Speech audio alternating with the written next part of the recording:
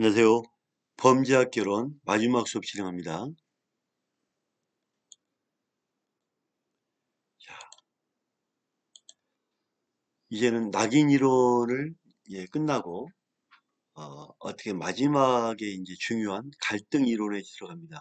이 갈등 이론은 공산주의 학자들이 많이 들어와 있고요. 이 사회의 갈등이 여러 가지 일어남으로써 어떤 일이 발생하고 이들이 주장하는 내용이 무엇인지 한번 살펴보겠습니다.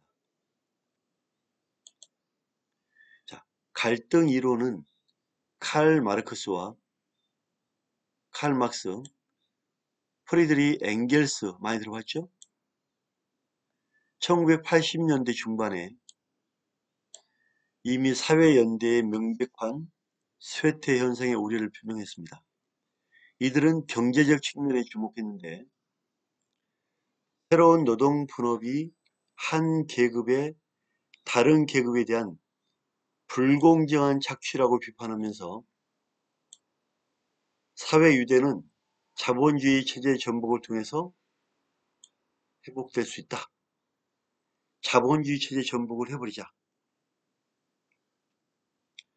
그렇게 되면 정치 국가가 기본적으로 자본주의 유지를 위해 존재하는 것이므로 이후 국가는 사라질 것이며 공산주의 진정한 형제애와 자매의 바탕을 둔 사회가 도래할 것이다. 국가는 정치 국가가 자본주의 유지를 위해 존재하는 거다. 따라서 국가는 사라질 거고 공산주의의 형제, 자매, 이 사랑이 바탕을 둔 사회가 도래할 거다. 이게 가능할까요? 가능하지 않다는 게 지금 보여주고 있잖아요. 그죠? 마르크스와 엥겔스는 사회주의 혁명을 제안했습니다. 혁명을 하자. 갈등 이론과 관련된 학자는 칼 막스, 봉거, 봉기를 하자, 봉거, 퀸이, 셀린, 밀러, 볼드, 터크. 갈등 이론은 마르크스 이론에서 갈등은 차별화된 이해관계에서 발생하고 국가는 사회 일반의 이익을 보호해서가 아니라 국가 운영을 통제할 수 있는 힘을 가진 집단의 이익과 가치를 대변한다. 즉, 국가는 지배 계급을 위해 존재하는 거다. 또한 형사사법제도는 다양한 집단 간의 갈등의 산물로 가진 자의 지배 계급의 이익을 보호하기 위해서 만들어진 것이다. 가진 자의 지배 계급 이익을 위해서 만든 게 국가다.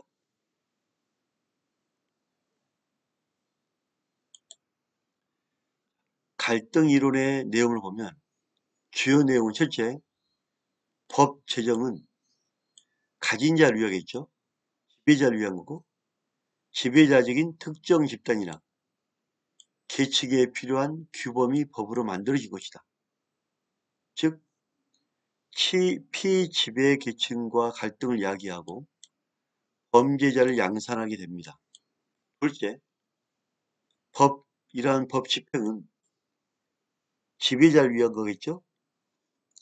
지배적인 특정 집단이나 계층의 필요에 따라 만들어진 법을 집행에 따라 갈등 관계를 양산하는 피지배 계층에 대해 범죄자를 만들고 법 집행이 이루어집니다. 자, 문제 한번 볼까요? 갈등 이론과 관련된 학자는 마르크스, 봉거, 퀴니, 셜린, 밀러, 볼드, 터크.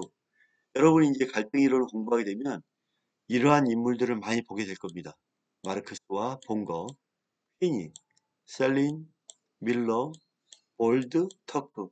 이 갈등 이론의 학자들을 많이 접하게 될 겁니다.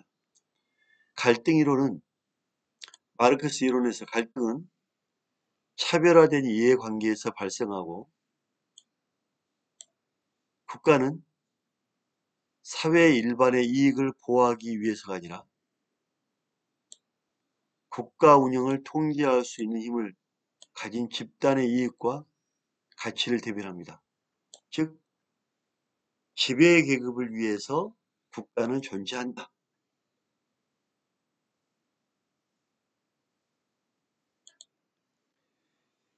형사사법제도도 역시 지배계급, 가진 자의 지배계급 이익을 보호하기 위해서 형사사법제도가 있다.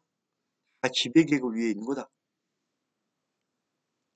갈등 이론의 법 제정도 역시 지배적인 특정 집단이나 계층에 필요한 규범을 법으로 만들기 때문에 피지배 계층과 계속 부딪힐 수밖에 없다. 법 집행도 마찬가지로 가진 자, 지배적인 특정 집단이나 계층의 필요에 따라 이 만들어진 법을 집행하고 그들을 위하기 때문에 피지배자, 가진 자는 범죄자가 안 되고 못 가진 자, 피지배자만 범죄자로 만들고 그러한 범죄자로 만드는 게 법 집행이다. 이렇게 보는 거죠.